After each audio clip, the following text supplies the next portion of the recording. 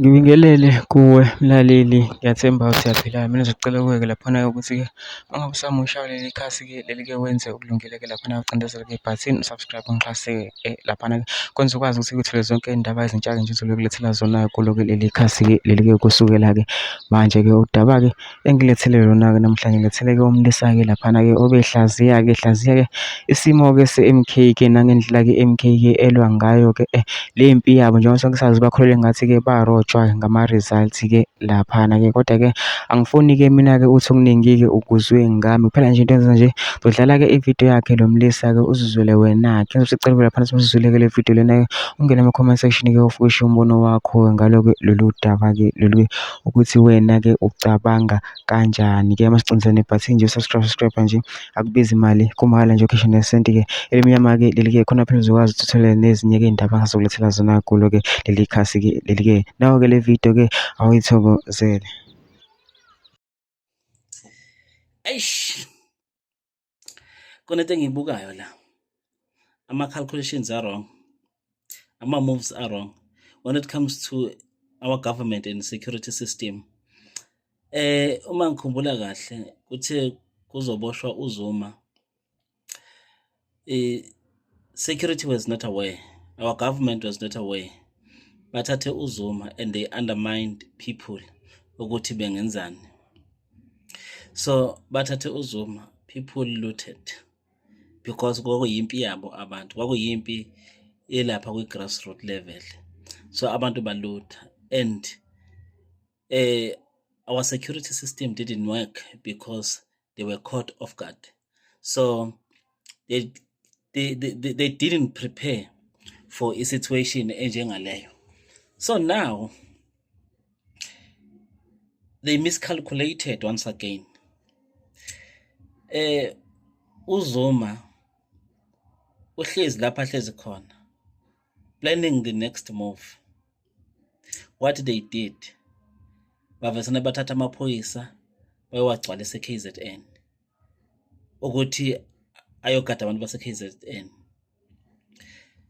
On the other hand, uZuma is telling people ukuthi just sit back, this battle is no longer yours, isingeyami-ke manje. Baphushela i-security system e-KZN and the people, they stayed disciplined. Commanders, they stayed disciplined.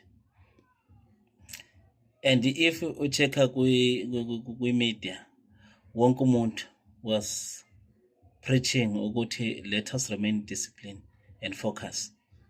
And silinde ubaba, everybody was saying silinde ubaba, let us wait for izwi likaMsholozi ukuthi uthini, silinde ubaba. And then our government, they just prepared ukuthi baletha ama-security e-KZN azogada abantu. And then they miscalculated because Zuma was planning something else of which they never thought of. And now they have to face the jive because la macala la awasazokhenglishwa ilo government wethu, ile judiciary yethu, siya kwi-international court now. Uma siya kwi-international court, uZonda akekho lapho, akekho. Electoral court ayikho lapho, international. Guess what? Imali zase Oppenheimer asebenzi at all, asebenzi. Ngeke ithene umuntu lapho. So they miscalculated. Iplan yabo ibe focus lapha kuthina e-KZN ukuthi sizokwenza something. Siyithile kuseleke thina la e-KZN, asilwi namuntu, sisihlalele yonke into kufanele ihambe ngomthetho. And we are urging people ukuthi guys, let us stay calm, asingalwi. when it comes a time whereby kuzokwenziwa ama-protest, uma kuthiwa protesting, that's a constitutional right efanele yenziwe abantu eSouth Africa. Kwi-constitution, if singekho satisfied ngezinto ezithile, we can boycott, singawenza ama-protest alegally ngaphandle kokuthi senze i-violence. When it comes that time, we will do so, advised by our commanders. So let us remain calm, guys. So enjoy, let us look at a movie. Let us watch a movie. Yenzeka up until we get to the core of all this thing. Because ekugcineni, we want our land, we want our resources. And yonke le corruption engabizwa nge-corruption, because something ngiyacabanga ukuthi in South Africa they taught us to misinterpret i-corruption. We are misinterpreting the corruption. Lokho kwi-corruption asikubizi nge-corruption.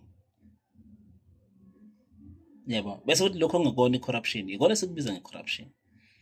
Yeah, but let us wait and see, guys. Stay focused. Big up.